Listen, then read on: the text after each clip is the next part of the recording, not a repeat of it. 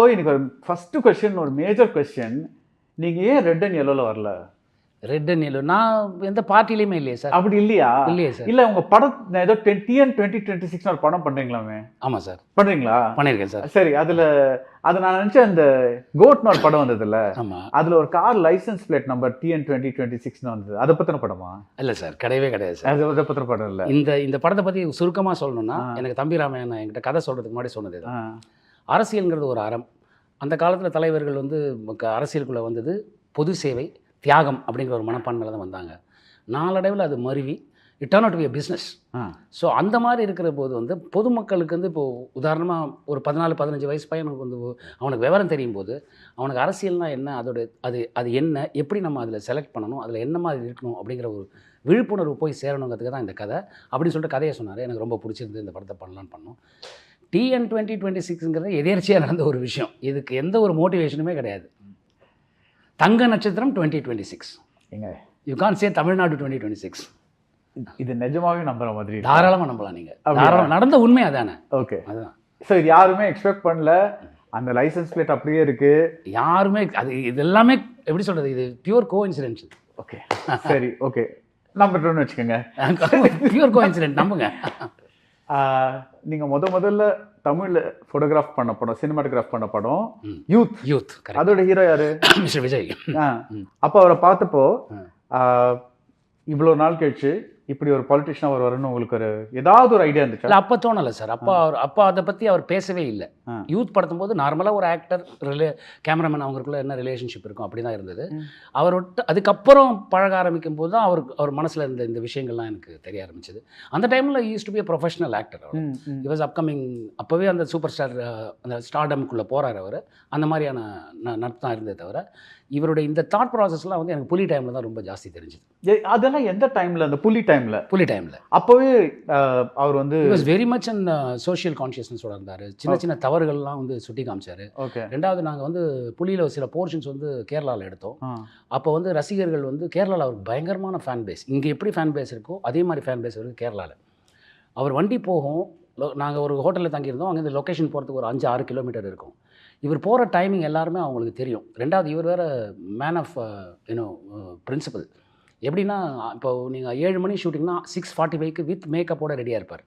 நீங்கள் எந்த டைம் சொன்னீங்கனாலும் அதுக்கு 15 நிமிஷம் முன்னாடி அவரோட டைமிங் தெரிஞ்சு அவர் காருக்கு முன்னாடி ஒரு 300 பைக் முன்னாடி போகும், 300 பைக் பின்னாடி வரும். அப்போ ரொம்ப பதட்டப்படுவார். ஐயோ, இவங்களுக்கு ஏதாவது ஒன்று ஆச்சுன்னா யாருங்க பதில் சொல்லுவாங்க? கண்ட்ரோல் பண்ணி நிறுத்தி ஃபோட்டோலாம் எடுத்துருக்காரு. நான் அதை பார்த்துருக்கேன். அவர் வந்த உடனே காலையில் வந்து எல்லாருக்கும் ஃபோட்டோ எடுத்து கொடுத்துட்டு அதுக்கப்புறம் தான் வந்து காஸ்டியூமை மாற்றிட்டு வருவாருங்க.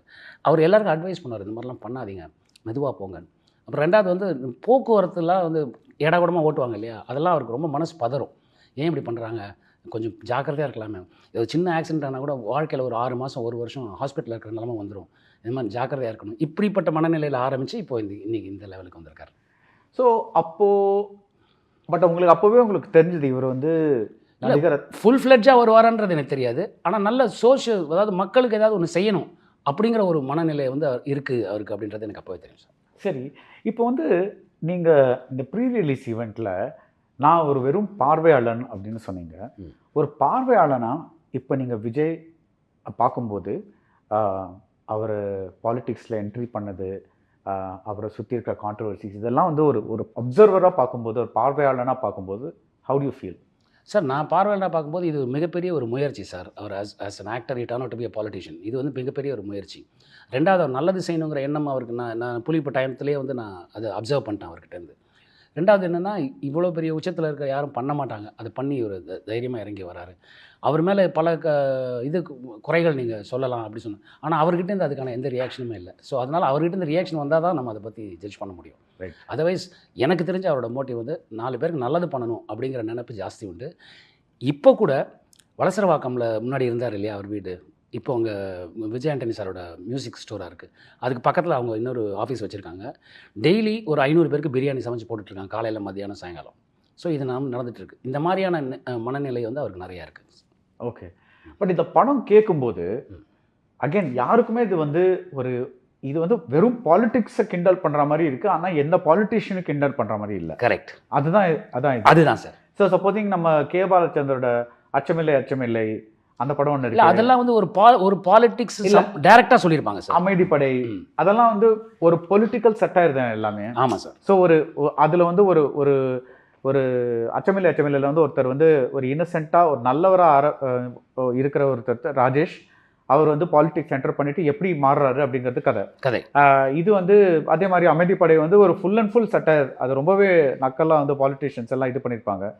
இது உமாபதி வேற, உங்கள் டைரக்டர் வேற காமெடி அப்படின்னு சொல்கிறாரு, ஆனால் யாரையும் புண்படுத்தலை, யாரையும் டிஃபேம் பண்ணலன்னு சொல்கிறாரு. ஸோ இது என்ன பண்ணியிருக்கீங்க இதில்? அதுதான் சார். இப்போ உங்களுக்கு ஒரு நமக்கு நினைவு தெரிஞ்ச ஒரு அரசியல் இருக்குல்ல சார், அது மாதிரி தான் தம்பிராமையா வந்து பண்ணியிருக்காரு. அண்ணன் வந்து என்ன பண்ணியிருக்காருன்னா, ஒரு 60-70 வருஷ பாலிட்டிக்ஸில் நடந்த ஒரு விஷயங்கள் இருக்கு இல்லையா, இந்த படத்தில் நடக்கிற ஒவ்வொரு சீன்ஸும் அதில் நடந்த நிகழ்வுகளுக்கு உண்மைக்கு நெருக்கமாக இருக்கும். அதுதான் உங்களுக்கு வந்து இதை வந்து உங்களுக்கு க்யூரியாசிட்டியை க்ரியேட் பண்ணுதே தவிர, மற்றபடி தனி மனித தாக்குதலோ, குறிப்பிட்ட கட்சியை பற்றியோ எந்த ஒரு தாக்குதலோ, எந்த ஒரு எப்படி சொல்கிறது எண்ண ஓட்டமோ கிடையாது சார். இப்போது தனி மனித தாக்குதல் இல்லாமல் ஒரு ஹியூமர் படம் பண்ண முடியுமா? தாராளமாக பண்ணலாம் சார். ஓகே, அதுக்கு இந்த படம் ஒரு உதாரணமாக இருக்கும் சார். அப்படியா? ஆமாம் சார். ஓகே. பின்ன உங்க கெட்டப்லாம் எல்லாரும் இது பண்ணிட்டு இருக்காங்களே சார், அது உங்க விஜயா எங்க விஜயா பார்த்துடலாம் அப்படின்ட்டுலாம் கமெண்ட் வருது. அது கமெண்ட் அவங்க போட்டுட்டு தான் சார் இருப்பாங்க. என்னன்னா அவங்களுக்கு பிடித்தமான ஒரு தலைவரோட லுக் வந்து சார். அது ஆக்சுவலாக என்னென்னா, ஃபஸ்ட்டு நாங்கள் அந்த லுக்கை டெஸ்ட் பண்ணும்போது, இப்போ முன்னாடிலாம் பாலிட்டிஷியன்னா வந்து வெள்ளை வேஷ்டி வெள்ளை சட்டை போட்டு வருவாங்க. இப்போ அதுக்கு என்ன பண்ணோன்னா, இப்போ கார்ப்பரேட் பாலிடிக்ஸ் மாதிரி ஆயிடுச்சு. பாலிட்டிஷியன்ஸ் எல்லாரும் நார்மல் ட்ரௌசரும் ஸ்லாக் ஷர்ட்டும் போட்டு வராங்க. அப்படி ஒன்று பண்ணோம். அப்படி பண்ணும்போது என்னென்னா, ஒரு பக்கத்து ஸ்டேட் தலைவரை நினைவுபடுத்த மாதிரி இருந்தது அது. அப்போ கூட அந்த அசிஸ்டன்ட் டைரக்டர் சொன்னேன், சார் ஒருவேளை நாளைக்கு சென்சாரில் இது இப்போ இன்னொரு ஸ்டேட் தலைவரை நீங்கள் பண்ணியிருக்கீங்களோ அப்படின்னு வந்துட்டாங்கன்னா அப்ஜெக்ஷன் வரதுக்கான வாய்ப்பு இருக்குது சார், மாற்றிடலாம் சார் லுக்கு அப்படின்னாங்க. அப்படி பண்ணும்போது தான் உமாபதி சொன்னேன், சார் தாடி வச்சுருக்கீங்களா சார் அப்படின்னாரு. வச்சுக்கலாம் சார், நான் ஒரு 52-53 வயசு கேரக்டர் அந்த கேரக்டர். ஸோ அங்கங்கே நரைச்சி போயிருக்கும், கொஞ்சம் சால்ட் அண்ட் பேப்பர் லுக் வேணும் அப்படின்னு சொல்லி அப்படி தாடி வச்சாங்க, பண்ணிட்டோம். அதுக்கப்புறம் தான் ஆக்சுவலாக விஜய் சாருடைய முதல் பேரணி நடக்குது விக்ரவாண்டியில். அப்போ அவர் அதில் அந்த கெட்டப்பில் இருந்தார். அது என்னென்னா, நாங்கள் நினச்சோம் ஜனநாயகனுடைய கண்டினியூட்டியில் வந்திருக்காரு, அந்த படத்தில் தாடி வச்சு அப்போ ஷூட்டிங் போயிட்டு இருந்ததுனால தாடி எடுக்க முடியாமல் வந்திருக்காரு அப்படின்னு நினச்சோம். ஆனால் போக போக அவர் அந்த லுக்கே மெயின்டைன் பண்ணிட்டார். நாங்களும் இதை ஷூட் பண்ணி முடிச்சிட்டோம். அதுக்கப்புறம் இது ரெண்டும் ஒரே மாதிரி இருக்குன்னு எல்லாரும் யோசிக்கிறதுனால தான் இவ்வளோ கேள்விகள். இது என்னது? இது எல்லாருமே அப்படி எந்த அரசியல்வாதி சார் ஒன்றும் இல்லை சார், ஏதாவது ஒரு அரசியல்வாதி இப்படி சொல்கிறாரு சார், சார் வணக்கம், சார் வணக்கம், அப்படி யாருமே சொல்ல, எல்லாரும் வணக்கங்க. இப்போ தாய்மார்களுக்கு வணக்கம், பெரியவர்களுக்கு வணக்கம், இப்படி தானே சொல்கிறாங்க. அதுதானே இல்லை நான் ஏன் சொல்கிறேன்னா, இது ஒவ்வொன்றா பிரித்து ஆராய்ஞ்சு சார் அவங்க டீகோட் பண்ணிட்டு தான் சார் இருப்பாங்க. நீங்கள் ஒன்றும் இல்லை சார், ஒரு வண்டி ஒரு ட்ரெயிலர் அந்த டீசரில் ஒரு லாரி ஒன்று வருது சார், அதில் பொதுமக்கள் வராங்க சார், அதில் வந்து கைலாஷன் மேலே போட்டிருக்கு சார். அது நாங்கள் ஏதாவது போர்டு போட முடியுமா? வண்டியில் இருக்கிறது தான் அந்த கைலாஷை டீகோட் பண்ணுறாங்க சார். அது என்னன்னு தெரியல அவங்களுக்கு. கைலாஷ்னா ஏதோ ஒன்று, அப்போது காங்கிரஸோட கூட்டணி இந்த மாதிரிலாம் கைன்னு வந்திருக்குல்ல அதில். ஸோ அதனால வந்து அது காங்கிரஸோட கூட்டணியா அப்படிங்கிற மாதிரிலாம் கேட்குறாங்க. எனக்கு இப்படிலாம் யோசிக்கிறாங்கன்னு தான் தோணுது.